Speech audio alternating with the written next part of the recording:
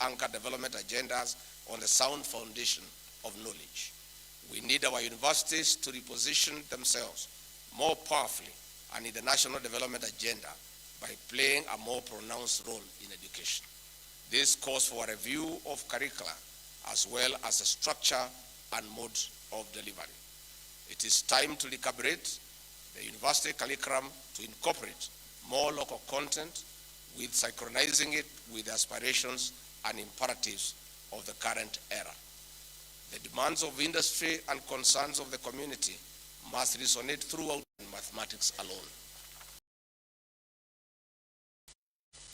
We want our highest levels of education and knowledge to stay grounded in our community grassroots and establish their relevance, feasibility, and positive influence. There is an inevitable bottom-up dimension to university impact and vigor, grounded on strong engagements with communities. This is indispensable for courses in the social sciences, agriculture, health, education, and business, among others. Finally, our nation's progress to the next level of development will be powered by achievements in science, in innovation, and technology transfer. Commercialization and patterning of research outputs is key to making it sustainable by anchoring a strong incentive framework in the research agenda. It is therefore urgent for communities, universities, and industries to seamlessly be interlinked. Universities that demonstrate a high index of effective interlinkage will be more competitive and able to unlock the edge, waiting to be unlocked through appropriate educational sector reforms. Your recommendations are highly awaited, and none more so than those touching on the CBC, which every household anticipates and which will touch on the future of more than 8 million learners. This is a heavy mandate you have been called to bear. Nevertheless, we are confident that you are more than equal to the task. The government, led by His Excellency the President, looks forward to regular briefings on your progress towards your final report, whose contents are eagerly expected. I wish you good luck in this assignment, and may God bless you.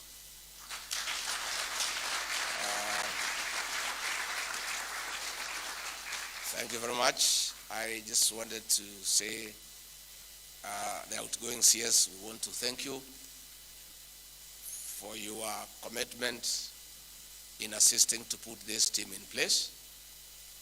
You have a sana, and I want to assure you, we are not in a hurry to get rid of you. Take your time. This is your country, this is your government, and although there will be an incoming CS, I am sure you hold his hand, and you are a senior citizen who have served this country with distinction. The government you served, you could not talk openly without reprieve. The one I serve is an open government, you say what you must. We are not interested in being praised and being told what we want to hear.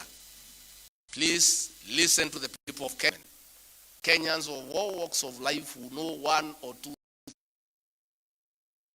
things to enrich our thinking so that we can lead this country to prosperity.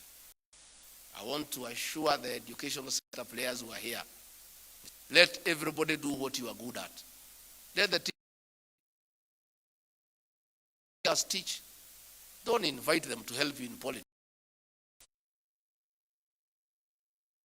You shall get your respect from the president and I and our team. Never will it happen in this country under our leadership when we go to an institution and dress down a teacher or a lecturer in front of students and pupils, as happened to Professor Inaina in Kenyatta University. It will never happen. The teachers of this country, the lecturers, must be given their due respect and dignity.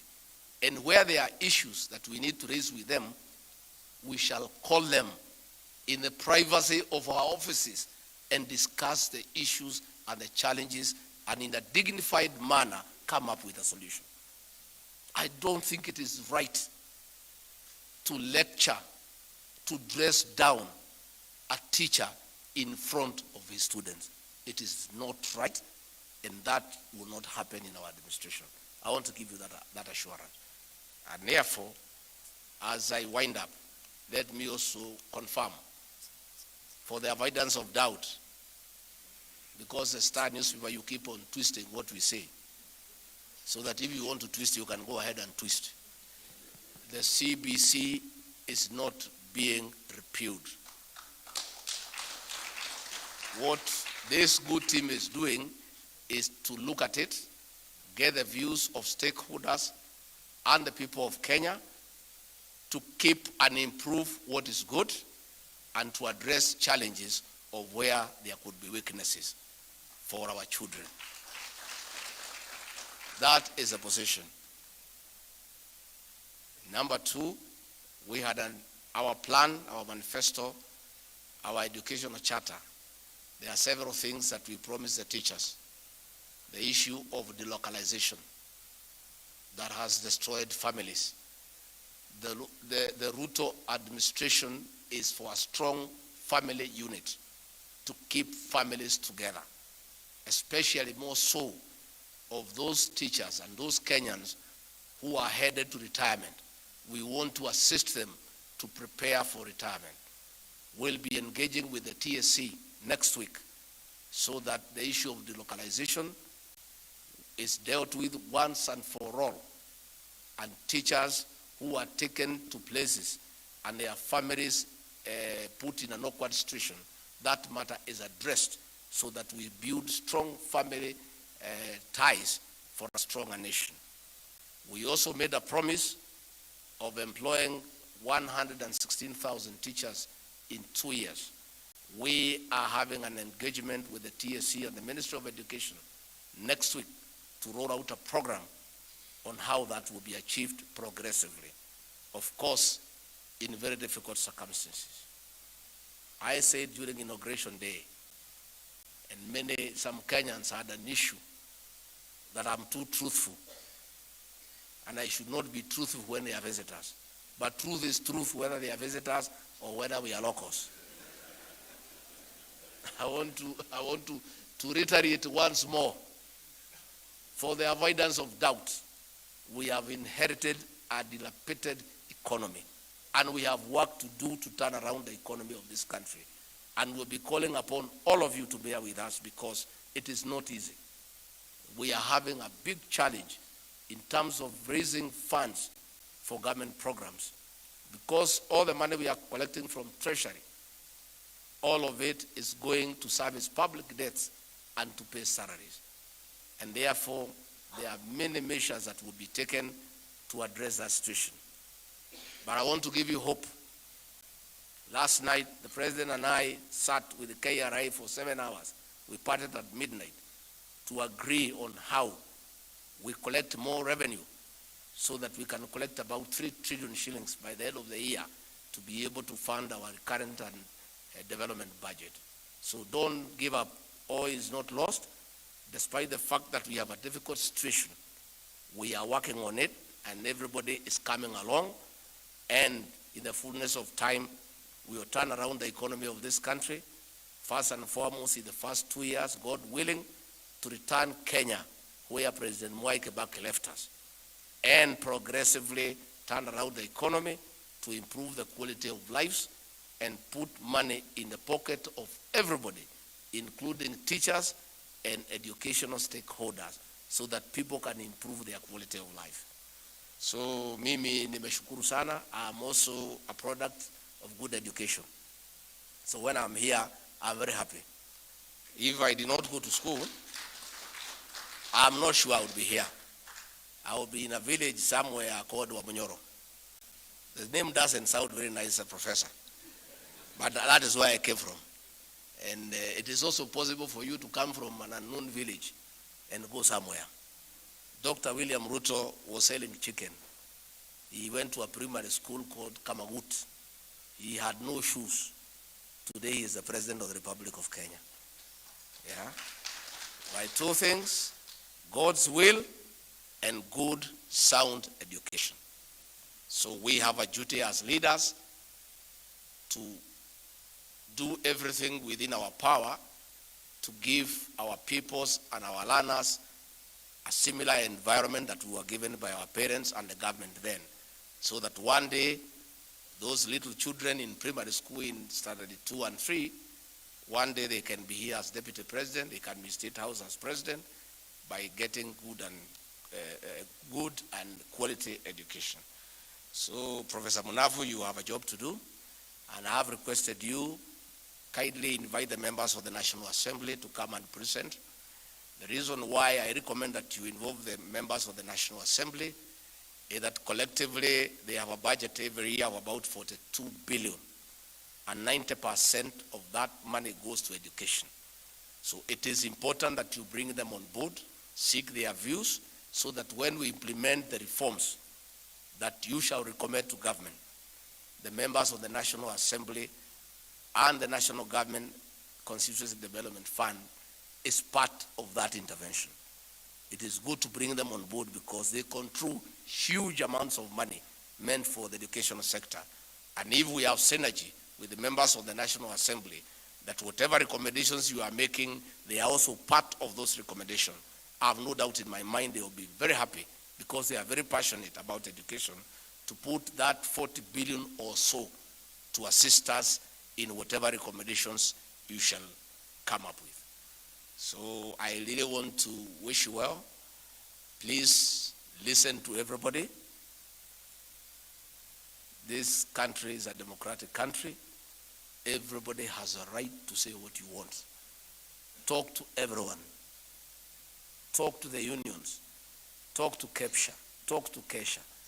Talk to the teachers in primary schools.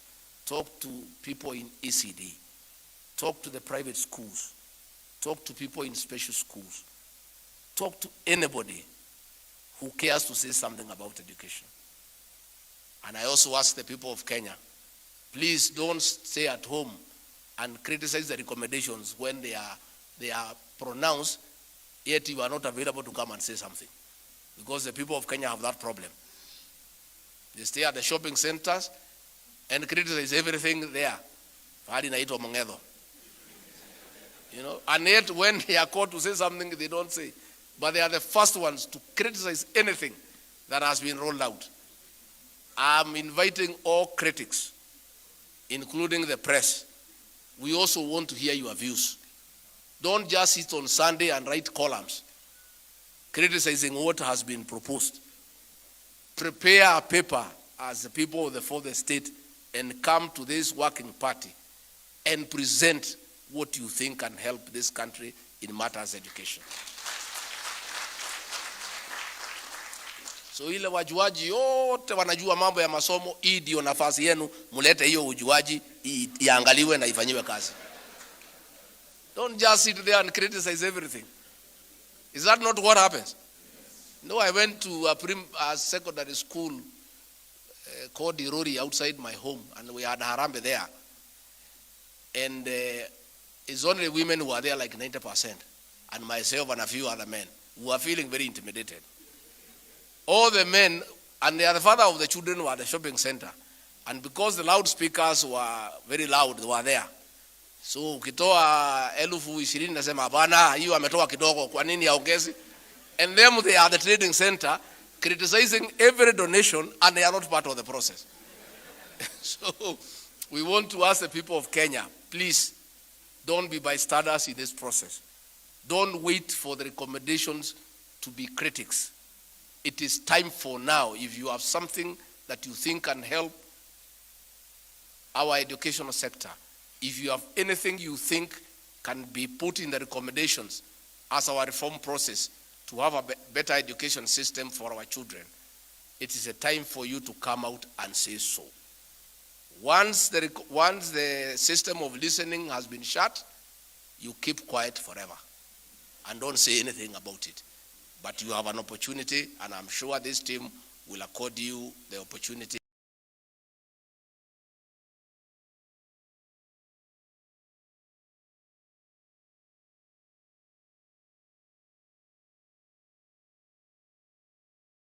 Assignment, 6 months. We have to deliver. we assure you that the Working Party is fully committed to deliver on their assignment, and we will do that through open public participation, focused stakeholder engagement and consultations, and most important also, continuous engagements with experts in the education sector. To my distinguished colleagues in the Presidential Working Party, we have been called upon to collectively and individually invest our emotional and intellectual capacity to deliver on this very major assignment. This noble task of serving the country through the Working Party calls for sacrifice of our time and commitment, especially with respect to the time constraints that we have been given. Let me call upon you and upon us, all of us, that we should approach this task with open mind. We should have listening ear. We should have empathy in our hearts as we engage the public and the stakeholders of diverse backgrounds, so that whatever recommendations we deliver will be jointly and collectively owned by all parties. I also challenge ourselves as a team to remain objective in the course of our work, and let us uphold honesty, integrity, confidentiality as we discharge our responsibility under this assignment, because it's a major assignment. Our appointment comes at a time when the country is implementing competence-based curriculum. Consequently, we should benefit from the findings of previous presidential working commissions, task forces, and so on, which Abdi has taken us through. So we are not beginning from zero. There is data, there is information, there is evidence that is available, which as a team we can begin with. We will therefore need to consult the reports of the previous teams, as well as any policy papers and reports by various agencies in the sector.